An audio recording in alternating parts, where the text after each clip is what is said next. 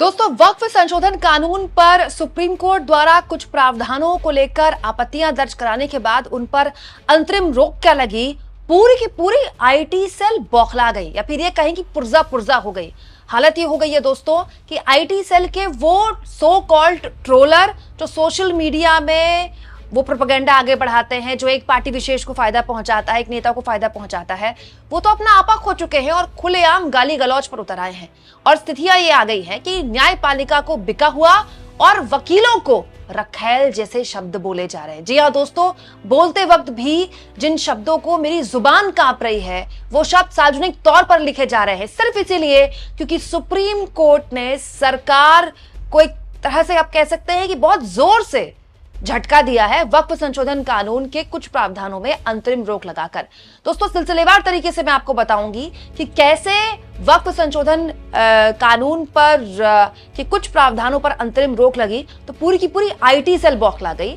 और साथ में यह भी बताऊंगी कि उपराष्ट्रपति जगदीप धनखड़ तक इस पूरे के पूरे मामले में जिस तरह से बोल रहे हैं वो भविष्य में भारत की राजनीति को किस ओर ले जाता है। दोस्तों, उपराष्ट्रपति जगदीप धनखड़ ने एक बहुत ही अलग तरह की टिप्पणी की है और उन्होंने कहा है कि राष्ट्रपति को आदेश अदालतें नहीं दे सकती।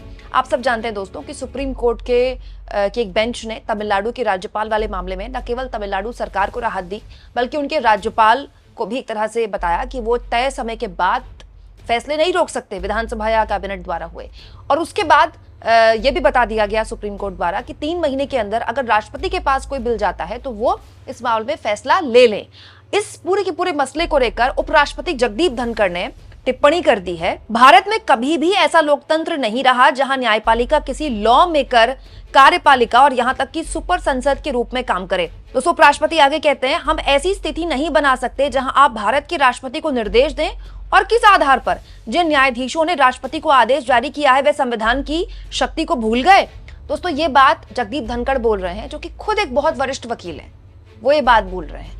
यहाँ पर जगदीप धनखड़ ने जजेस के घर में कैश मिलने की बात को लेकर भी कटाक्ष किया, लेकिन जगदीप धनखड़ का ये बयान अपने आप में उसके बाद सोशल मीडिया में फैल गया।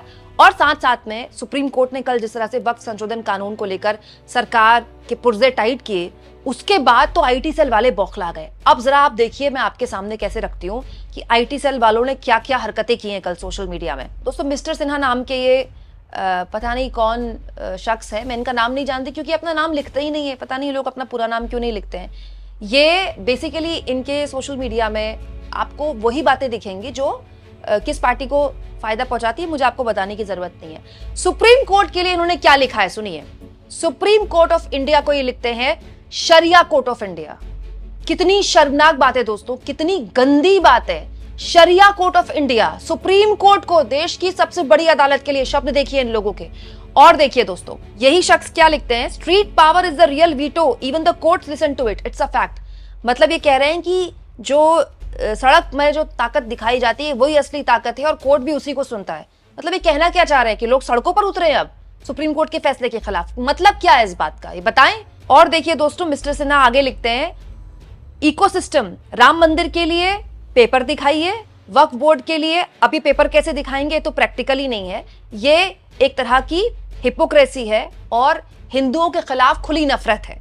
किसको बोल रहे हैं ये, सुप्रीम कोर्ट को सुना रहे हैं क्या कि सुप्रीम कोर्ट हिंदुओं से नफरत करता है और सुप्रीम कोर्ट शरिया कोर्ट ऑफ इंडिया बन गया। मतलब कितनी शर्मनाक बात है दोस्तों, इन्होंने भी उपराष्ट्रपति की इस बयान को आगे बढ़ाया है मिस्टर सिन्हा ने, लिखते हुए कि बहुत ही हिस्टोरिक स्पीच दे दी उपराष्ट्रपति ने और कह दिया कि सुपर संसद नहीं बन सकती न्यायपालिका और न्यायपालिका संसद के फैसलों पर इस तरह के फैसले नहीं दे सकती, राष्ट्रपति को राह नहीं दिखा सकती। वही ऋषि बागरी नाम के एक यूजर हैं, ठीक है, इनके भी सोशल मीडिया में आपको यही सब दिखेगा, आईटी सेल का पूरा एजेंडा। ये देखिए क्या लिखते हैं, कागज नहीं दिखाएंगे कि अपार सफलता के बाद कागज कहां से लाएंगे। ठीक है, ये कागज को लेकर वक्फ संशोधन बिल पर जब बहस हो रही थी, लगातार कपिल सिब्बल और अभिषेक मनु सिंह के द्वारा भी ये बोला गया और सीजीआई द्वारा भी ये बोला गया कि जो मस्जिदें 16वीं और 17वीं शताब्दी की हैं वहां से उनके पास कहां से कागज होंगे। प्रैक्टिकल बात है ये, और ये बात संसद में भी उठी थी। इसका कोई माकूल जवाब नहीं दे पाई थी सरकार, ना वहां और ना सरकार के वकील कोर्ट में दे पाए। और देखिए दोस्तों, इन्होंने भी, ऋषि बागरी ने भी उपराष्ट्रपति के इस बयान को आगे बढ़ाया है कि क्या गजब की बात बोल दी उपराष्ट्रपति ने और जुडिशरी को, न्यायपालिका को आईना दिखा दिया। एक और यूजर है दोस्तों, पीएन राय नाम के, इन्होंने भी अपनी फोटो नहीं लगाई है, पूरा नाम नहीं लिखा है, पता नहीं कौन है ये देखिए क्या लिखते हैं। जब लोकसभा, राज्यसभा, जेपीसी और राष्ट्रपति की मोहर के बाद भी किसी कानून का अंतिम फैसला सुप्रीम कोर्ट के कुछ जज करेंगे तो इससे बड़ा मजाक देश के साथ और क्या हो सकता है। दोस्तों होम रेमेडी नाम के यूजर हैं, इन्होंने भी अपना नाम नहीं लिखा है, पता नहीं। ये देखिए इन्होंने किस तरह की फोटो शेयर की है। सुप्रीम कोर्ट में एक्सपेक्टेशंस, मतलब सुप्रीम कोर्ट से क्या अपेक्षा है, लेकिन रियलिटी मतलब सुप्रीम कोर्ट के ऊपर पाकिस्तान का झंडा लगा दिया इन लोगों ने, ठीक है, फोटोशॉप करके। और सुप्रीम कोर्ट के जो ऊपर का हिस्सा है उसमें एक मस्जिद के गुंबद जैसे दिखने वाली चीज लगा दी। कितनी शर्मनाक चीजें हो रही हैं हमारे देश की सबसे बड़ी अदालत के लिए। क्यों? क्योंकि उन्होंने एक ऐसा फैसला दे दिया जो इन लोगों को पच नहीं रहा है। एक ऐसा फैसला दे दिया जो सरकार पर एक तरह से उंगली उठाता है। और अभी तो ये अंतरिम फैसला है दोस्तों, अभी तो पूरा फैसला आया नहीं है। अभी तो 5 मई की तारीख है, सुनवाई होगी। अभी तो केवल शुरुआती तौर पे सरकार को एक तरह से उंगली उठाते हुए, सरकार को आईना दिखाते हुए सुप्रीम कोर्ट ने कहा है कि अभी फिलहाल आप अंतरिम तौर पर इस मामले में रोक लगाइए। तो इन लोगों का ये हाल है। अगर कोई ऐसा फैसला आ गया कि वक्फ संशोधन कानून की कुछ प्रावधानों पर, हाइपोथेटिकली बोल रही हूं, पूरी तरह से रोक ही लगा दी, तो फिर ये लोग क्या करेंगे? ये लोग तो रोने लगेंगे, गालियां बकने लगेंगे कोर्ट को। और वो शुरू भी हो गया है दोस्तों। अजीत भारती नाम के भी एक सोशल मीडिया यूजर भी हैं, यूट्यूबर भी हैं, और इन्होंने जिस तरह के शब्दों का इस्तेमाल किया है ये तो और चिंतनीय है। अजीत भारती ने उपराष्ट्रपति के बयान की तारीफ करते हुए एक लंबा चौड़ा पोस्ट लिखा है। उसके नीचे का हिस्सा देखिए क्या लिखते हैं अजीत भारती। बिकी हुई न्यायपालिका और न्याय को अपनी रखैल समझने वाले वकीलों पर नियंत्रण होना ही चाहिए। मतलब आप सोचिए दोस्तों, वो न्यायपालिका जिस पर आज भी इस देश के लोगों को इतना भरोसा है कि संसद में पास हुए एक कानून को लेकर न्यायपालिका के समक्ष ये लोग चले जाते हैं, उसको ये लोग बिकी हुई न्यायपालिका बोल रहे हैं। और वकीलों के लिए क्या बोल रहे हैं? न्याय को अपना रखैल समझने वाले वकील। शब्द देखिए आप सोशल मीडिया में किस लेवल की गंदगी चल रही है। दोस्तों ऐसे तो सोशल मीडिया में ट्रोलर भरे हुए हैं। देखिए कश्मीरी हिंदू नाम के एक यूजर ने भी यही लिखा है, राम मंदिर में इनको प्रूफ चाहिए कि ये टेंपल है कि नहीं है। और 500 साल पुरानी मस्जिद में मुस्लिम साइड से ये लोग बोलते हैं कि इनके पास कागज कहां से होंगे। और सुप्रीम कोर्ट का देखिए, सुप्रीम कोर्ट की बिल्डिंग का इन्होंने कैसे फोटोशॉप किया है। ऊपर पाकिस्तान का झंडा लगा दिया गया है और नीचे सुप्रीम कोर्ट। कितनी शर्मनाक स्थिति है दोस्तों। हमारे देश के लिए ये कितनी चिंतनीय विषय है कि कोर्ट कभी ऐसा फैसला देता है जो एक पक्ष को पसंद आता है, किसी को नहीं पसंद आता है। लेकिन ऐसा तो कभी नहीं हुआ। कोई कह रहा है सुप्रीम कोर्ट शरिया कोर्ट ऑफ इंडिया है, कोई कह रहा है जो न्याय के लिए लड़ने वाले वकील है वो न्याय को एक तरह से रखैल समझते हैं, कोई सुप्रीम कोर्ट के जजेस के लिए ऐसी बातें बोल रहा है, कोई न्यायपालिका को बिका हुआ बोल रहा है, कोई न्यायपालिका को हिंदू विरोधी बोल रहा है, सिर्फ इसीलिए कि न्यायपालिका ने सिर्फ एक टिप्पणी की है। अभी तो अंतरिम रोक लगाई है। ये तब है दोस्तों जब न्यायपालिका द्वारा, सीजीआई द्वारा खुद ये बात बोली गई सुनवाई के दौरान कि हम जब यहाँ बैठते हैं तो हमारा कोई जाति धर्म नहीं होता है, हम संविधान के दायरे में बात करते हैं। अच्छा दिलचस्प देखिए दोस्तों कि यही न्यायपालिका जब राहुल गांधी के खिलाफ फैसला देता है और राहुल गांधी की संसद की सदस्यता चली जाती है तो ये न्यायपालिका बहुत अच्छी है। यही न्यायपालिका इंदिरा गांधी के ऊपर एक ऐसा फैसला देता है कि उनकी संसद की सदस्यता चली जाती है, ठीक है, तब न्यायपालिका बहुत अच्छी है। यही न्यायपालिका अलग अलग मसलों को लेकर ऐसे बयान देता है जो इस सरकार को सूट करते हैं, एक पार्टी को सूट करते हैं, आईटी सेल को सूट करते हैं, तो न्यायपालिका बहुत अच्छी है। लेकिन यही न्यायपालिका जब सवाल उठाती है आप पर तो सबके पेट में दर्द हो जाता है। अच्छा ये बात हर कोई बोल रहा है कल से, इस तरह के ट्रोलर, कि संसद से ऊपर थोड़ी कोई चीज हो सकती है। उपराष्ट्रपति ने भी यही बात बोली। मैं तो हैरान हूं दोस्तों, उपराष्ट्रपति खुद इतने वरिष्ठ वकील ने तो ये बात बोल रहे हैं।